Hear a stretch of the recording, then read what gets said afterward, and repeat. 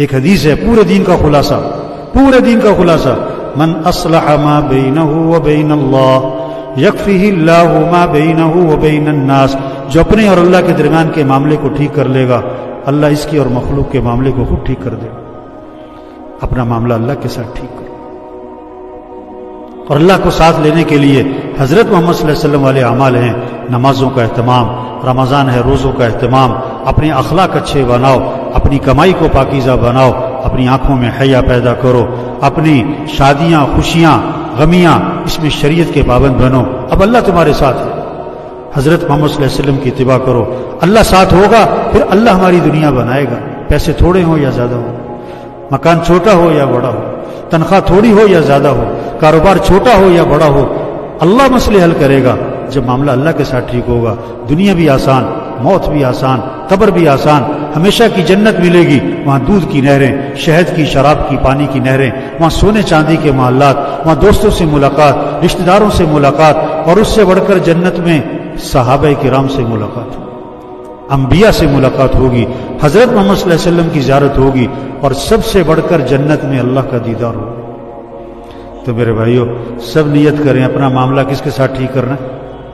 اللہ کے ساتھ، جو اللہ کو پسند ہمیں بھی پسند، جو اللہ کو ناپسند ہمیں بھی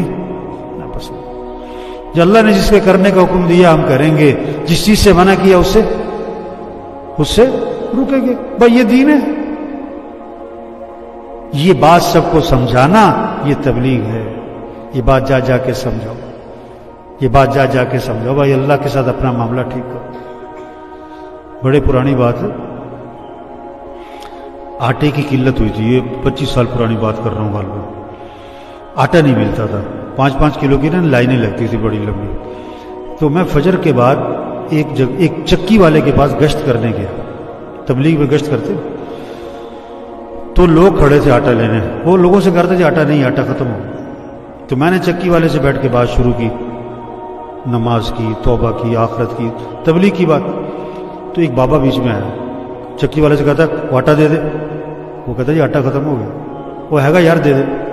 ارے بابا جی آٹا ختم ہو گیا۔ میں اس سے بات شروع کروں چکی والے سے، بابا بیچ میں آ جائے، آٹا دے دے آٹا دے دے، وہ میری بات بھی نہ چلنے دے۔ میں بابے سے مخاطب ہوا، میں کہا بابا جی نماز پڑھی فجر دی؟ بابا پتا کیا کہتا ہے، سانو روٹی نہیں ملتی تو نماز دی پئی۔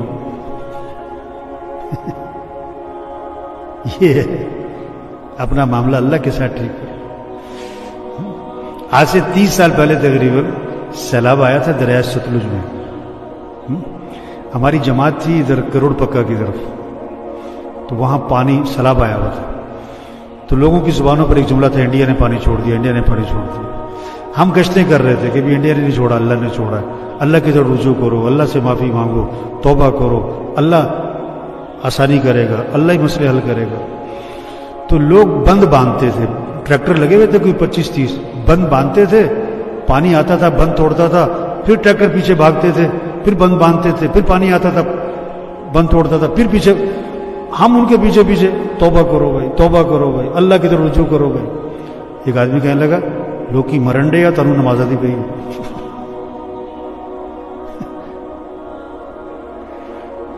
تو میرے بھائیو سمجھ بگڑ گئی آج، ہم مسئلے حل کریں گے، حکومت مسئلہ حل کرے گی، ڈاکٹر سے سب دھوکہ ہے، کسی کے ہاتھ میں کچھ نہیں، مسئلے حل کرنے والا کون ہے؟